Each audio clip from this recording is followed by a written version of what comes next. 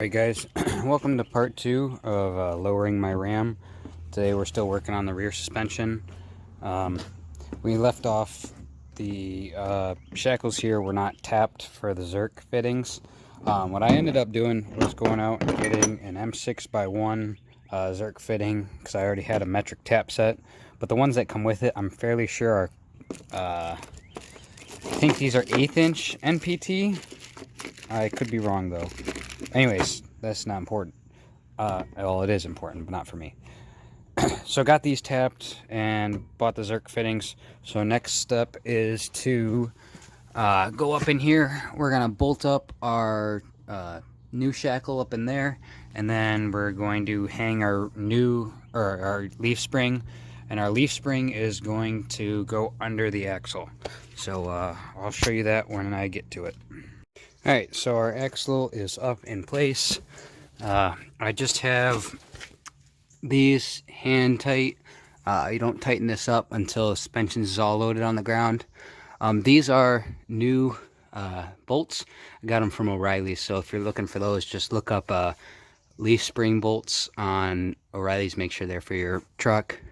But yeah, just got some new hardware up in there. You can see our axle is now sitting above the leaf spring. So everything's looking all good.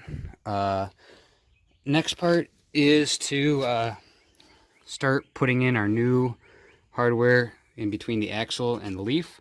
So let's get to that. Alright, so we got our fun stuff in. First step is to lift your axle up. I had to end up using my shop jack to get the axle high enough to slip in this. This is where I think it's called the axle seat or something. That's what your axle sits on. You're gonna have to kind of slip it in with the back end first, or you can just take this this bolt out for the brake line. I didn't do that. I just slipped it in there. So once you get that, you're gonna want to lower it down, your axle down on your leaf spring slowly. There's going to be a nut that holds the spring pack together. And there's a hole in here. You're gonna want to make sure that all lines up together nice. And then come down here, and you have your I don't know what this is called, your plate, whatever, for your U-bolts. And these just kind of all get put together. Make sure that's lined up with that pin, and it's all together. Next step is to just torque these down, and the manual says 100 foot-pounds, so that's what I'm going to do now. So one thing to note, the manual doesn't say anything about how to install this bracket and then this plate down here.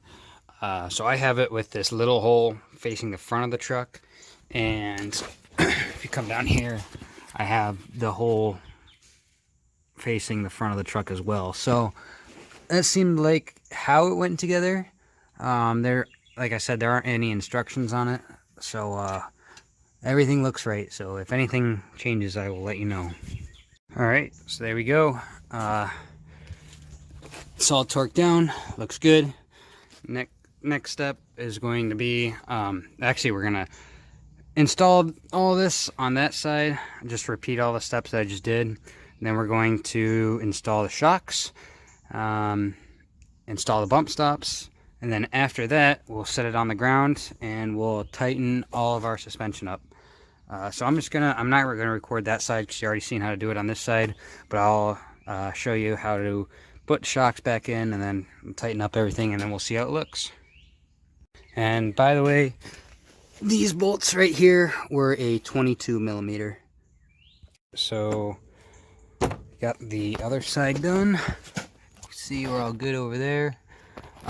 Before we set this thing on the ground and tighten up everything, I am going to go ahead and install the shocks. These are the shocks that come with the kit. Make sure you do not cut this band until you have it all installed. These are gas-filled shocks, so if you cut that, it's going to expand and it'll be a pain in the butt to get it in. I ended up going with new nuts on the shock bolts. These old ones, you see this tab is supposed to be straight, but I bent the crap out of it when I took it off. It's really not that big a deal to get a wrench on these nuts, so I'm not really too worried about it. But gonna get the shocks in. Basically just the opposite of what we did to take them off. Just put them in there, bolt them up, put it, where's our other shock mount? Oh, it's behind here, right there. Put it in there, bolt it up. Make sure you torque it down to the right spec. I'm not sure what that is. I'll figure it out. I got the manual, which you should probably get a manual if you're doing anything. Yeah, let's get to that, and then we can set it on the ground, snug up all of the other suspension, and then that should be it for part 2, and also that'll be it for the rear suspension. Alright, so real quick, I was wrong. You do want to cut the strap that goes around the shock to get it in, and also you are going to need these bushings, and these bushings go in here. This one I just pressed in with my shop vise, or my bench vise. Put a little grease on the outside of that.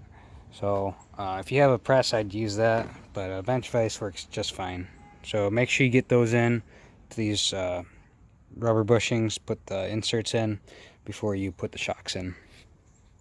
And that I didn't see any instructions for this, so the instructions kind of ended now. So I'm kind of just going off what I think is right. These are the same, the inner diameter of these are the same outer diameter of these bolts, so I'm guessing that's what that is. If it's not, I will let you know. Alright, so we finished up putting the shocks in. Those get torqued down to 100 foot-pounds. Made sure to get those bushings in. And then I put the axle up on jack stands to simulate it being on the wheels so that we can tighten down all of our suspension components. Our shackle bolt up here is 120. This bolt is 120 foot-pounds, and then the one down there is also 120 foot-pounds. So that all gets torqued down. Now we are ready to set it back down on the tires and see how it looks. Before we do that, I am going to put the spare tire back on, and we will be done with the rear. So rear suspension all done, all set down. The only thing I need to do now is, and don't forget to do this for yourself, is make sure to grease your Zerk fittings. I ran out of grease, so I'm going to just do it later. But it definitely looks pretty good. We're going to start working on the front now, and that'll be part 3.